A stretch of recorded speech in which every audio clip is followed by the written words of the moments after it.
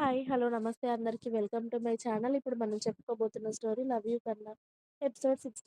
Story చదివే ముందు ఛానల్‌ని తప్పకుండా కొత్త వాళ్ళందరూ సబ్స్క్రైబ్ చేసుకొని, లైక్ చేసి, షేర్ చేయండి. అలాగే బెల్ ఐకాన్ ఆన్‌లో పెట్టుకోండి. స్టోరీస్ ముందుగానే చదవాలి అనుకుంటే మెంబర్‌షిప్ తీసుకోండి. నేను నాకు నచ్చినట్టుగా ఉంటాను. ఎవరికో నచ్చినట్టు ఉండాల్సిన అవసరం నాకు లేదు. ఇక నుండి అన్నాడు కృష్ణ కోపంగా. ఉంటావురా. నీకు నచ్చినట్టే ఉంటావు. నీకు నచ్చింది చేసుకో. ఇక నీకు నేనెందుకురా? వదిలేయ్ నన్ను కూడా. ఒక్కడివే హాయిగా ఉండు అని కృష్ణ చెయ్యి విసిరికొట్టి ఏడుస్తూ వాళ్ళ ఇంటికి వెళ్ళిపోయింది జాను. బాధగా తన రూమ్‌కి వెళ్ళి డోర్ లాక్ చేసుకొని బెడ్ మీద పడి ఏడుస్తూ ఉంటుంది జాను.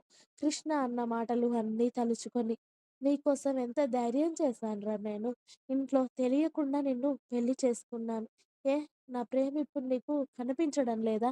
ఒక్క మాట అనగానే నీకు నేను కనిపించడం లేదా? నిన్ను ఒక్క మాట అనే అంత అధికారం కూడా లేదా నాకు? ఎందుకురా ఇలా నన్ను బాధపెట్టి చంపుతున్నావు? ఎందుకురా మనకే ఇలా జరుగుతుంది? ఎందుకు మన మధ్యలో ప్రతిసారి ఇలా దూరం వస్తుంది? మనం కలిసి ఉండే అదృష్టం లేదా? నీ మాటలతో నన్ను చంపుతున్నావు కదా కన్నా! అని తెల్లవార్లు జాను ఇక్కడ ఏడుస్తూ ఉంటే అక్కడ కృష్ణ జాను అన్న మాటలకి కోపంగా పిడికిలి బిగించి గోడకి గుద్దుతాడు. 4, 5 సార్లు. చేతికి రక్తం కారిపోతున్నా కూడా పట్టించుకోకుండా. అందరి మీద కోపాన్ని అంతా గోడ మీద చూపిస్తూ అతడి చేతిని అతడే గాయం చేసుకుంటాడు. వేళ్ళంతా పగిలి రక్తం కారుతున్నా కూడా పట్టించుకోకుండా ఆ రోజు నైట్ అంతా పెంట్ హౌస్‌లోనే పడుకుంటాడు.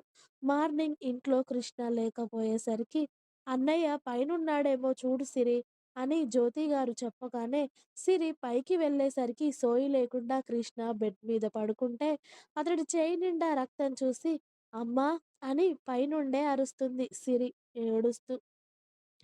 సిరి ఏడుపుకి ప్రసాద్, జ్యోతి గారు కంగారుగా పైకి వెళ్ళేసరికి కృష్ణ చేయి చూసి వాళ్ళు కూడా బాధపడుతూ కోపంలో 4 మాటలు అనగానే నిన్ను నువ్వు హాని చేసుకోవడమేనా అని ప్రసాద్ గారు కృష్ణని లేపి అతడిని హాస్పిటల్‌కి తీసుకెళ్ళి చేయికి కట్టు కట్టించి ఇంటికి తీసుకువస్తారు. కొడుకు దెబ్బకి జ్యోతి గారు ఏడుస్తూ కృష్ణకి ఆవిడే అన్నం తినిపించడంతో అబ్బా! అమ్మా! ఇట్లా ఏడ్చి చిరాకు తెప్పించకు నాకు. కాస్త దెబ్బనే తగిలింది. నువ్వేడవకమ్మా అని అమ్మ చేత అన్నం తిని అతడు రూమ్‌కి వెళ్ళి రెస్ట్ తీసుకుంటూ ఉంటాడు. కానీ జాను అన్న మాటలే అతడికి గుర్తొస్తూ ఉంటాయి. నీకు కూడా నేను నచ్చడం మానేశానంటే అందుకే నన్ను అన్ని మాటలు అన్నావు అని కోపంగా అనుకుంటాడు. ఇక్కడ ఉండే బదులు ఎక్కడికైనా వెళ్ళిపోయింది బెటర్ అని కృష్ణ ఆలోచిస్తూ ఉండగా ఆ రోజు సాయంత్రానికే షిరిడీకి రెంట్‌కి కారు కావాలి 30 డేస్ అని ఫోన్ రావడంతో దానికి కృష్ణనే వెళ్ళడానికి సిద్ధమవుతాడు. అతడికి ఇంటి దగ్గర ఉండడం నచ్చక.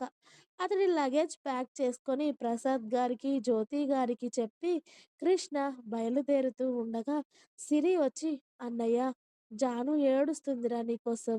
చాలా ఏమన్నావురా తనని? ఒకసారి కలిసి వెళ్ళరా? మళ్ళీ ఇన్ని రోజులు వెళ్తున్నావు. మళ్ళీ ఎప్పుడొస్తావు?" అని సిరి అడిగింది. దాంతో మాట్లాడాల్సిన అవసరం నాకు లేదు. అది ఎలాగైనా పోనీ. అయినా నా గురించి ఏడవడానికి దానికి నేనేమవుతాను అని సిరి మాటలు పట్టించుకోకుండా కృష్ణ వెళ్ళిపోతాడు.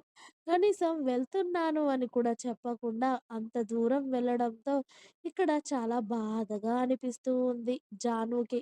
రోజు కృష్ణ కోసమే ఏడవడం, అతడి ఫోటోలు, వాళ్ళ పెళ్లి ఫోటోలు చూసుకుంటూ ఏడవడం అదే ఆమె దినచర్యగా అయిపోతుంది.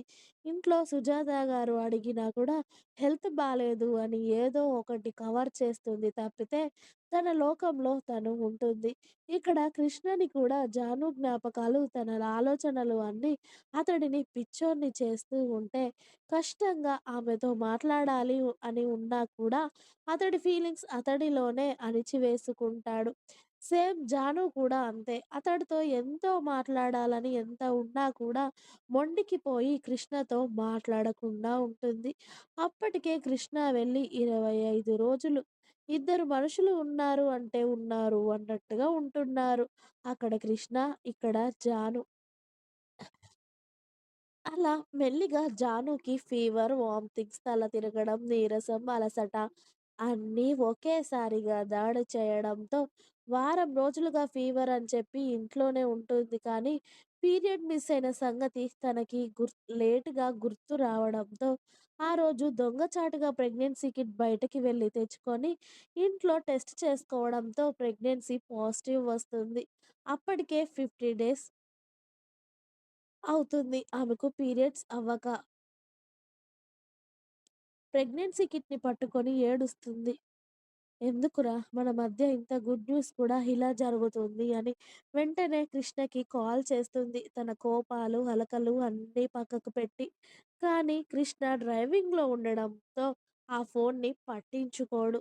ఆ తర్వాత చూసినా కూడా జానుపై కోపం వచ్చి ఇగ్నోర్ చేస్తాడు. జాను కాల్స్‌ని ఇప్పటికి గుర్తొచ్చానా నేను అంటూ. అలా జాను 4 రోజులు సీరియల్‌గా కృష్ణకి కాల్ చేసినా కూడా అతడు లిఫ్ట్ చేయకపోవడంతో ఓ రోజు మెల్లిగా సిరిని ఇంటికి రమ్మని చెప్తుంది. ఇంకా ఉంది. మీకు నా స్టోరీస్ నచ్చినట్టయితే ప్లీజ్ లైక్ చేయండి, షేర్ చేయండి. అలాగే ఛానల్‌ని తప్పకుండా కొత్త వాళ్ళందరూ సబ్స్క్రైబ్ చేయండి.